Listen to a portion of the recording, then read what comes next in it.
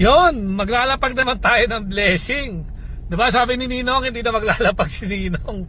Kaso, walang tigil yung message. So, ang daming nagme-message talaga na nalulungkot daw at wala nang lapag si Ninong. So, ito, sige, pagbibigyan ko kayo. Pero ita-turn off na natin yung comment section para hindi pagmula ng mga gulo-gulo.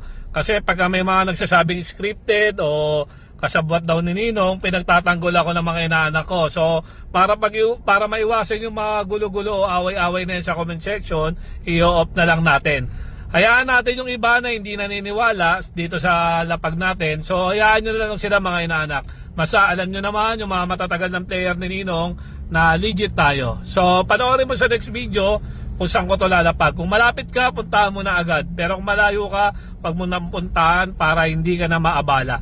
Ayan, pandagdag sa budget o kung sa anumang gastusin mo. Ingat, God bless. So ayan, kung malapit ka rito, puntahan mo na agad. So ayan yung lugar. So ayan, dito na lang natin lalagay. Ayan.